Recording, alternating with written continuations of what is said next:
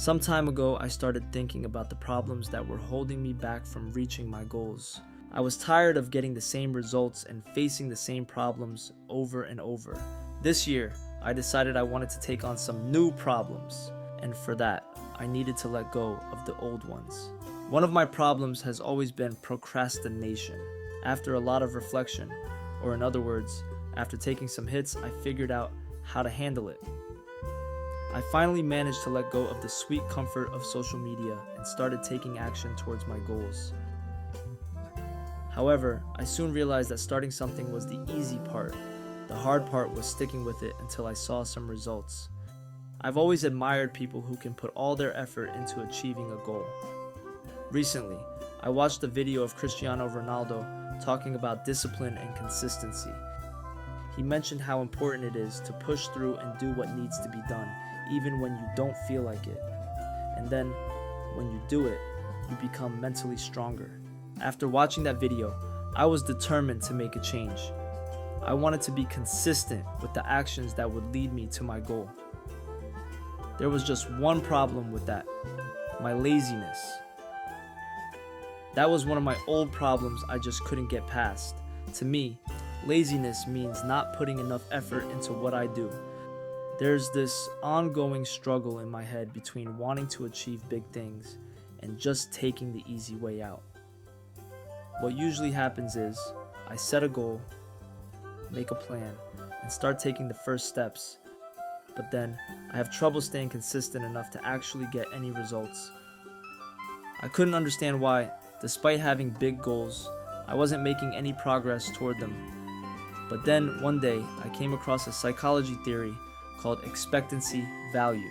According to this theory, our motivation to act depends on two things. The first thing is how important the reward is to you. For example, running 1 mile to earn $10 might not be very motivating, but running 1 mile for $1,000 is a lot more appealing. That part was pretty obvious. Of course, the bigger the reward, the more motivated we are to act.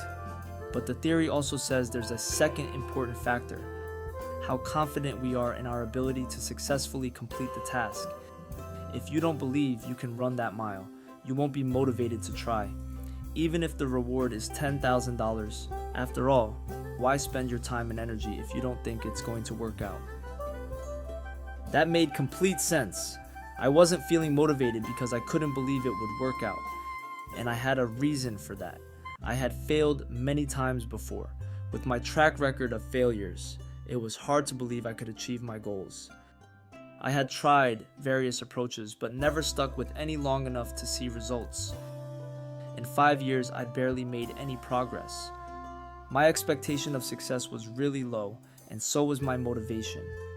But after a while, I realized I was looking at things from the wrong perspective. Once I adjusted that, everything changed. Before, I saw mistakes as proof that things wouldn't work out. Now, I see that the way to get it right is by getting it wrong first. Let me tell you a story. In the 1870s, Thomas Edison was working on developing the incandescent light bulb. However, he had a problem.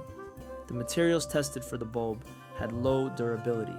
After thousands of experiments without solving the issue, one of the team members expressed some frustration over not having discovered anything yet. But Edison didn't see it that way. To him, they had discovered thousands of ways that didn't work. Thomas Edison found the solution to his problem after failing thousands of times. And here I was, giving up after the third attempt. This thought hit me hard. What if I wasn't actually failing, but just quitting before it had a chance to work? After that, I started seeing my failures as part of the learning process. It took me 4 months to create the first video for this channel. The result, after almost a month of being posted, 3 views. Before, this might have made my motivation go down the drain, but now, I simply understand that this is part of the game when it comes to getting good at something. Every failure brings us closer to success, as long as we're willing to learn from it. Of course, it's no use making mistakes and blindly following the same path. What changed the game for me was that, after a bad result, I developed the habit of stopping to analyze why it happened and thinking of a way to do things differently. I finally accepted my mistakes, and now I look for signs of progress. Even if things didn't turn out perfectly, is the result getting better? That's the real question. If you think your laziness is just a lack of discipline or willpower, consider whether it might actually be fear of trying something new. Don't let the fear of failing make you choose the only path where failure is 100% guaranteed.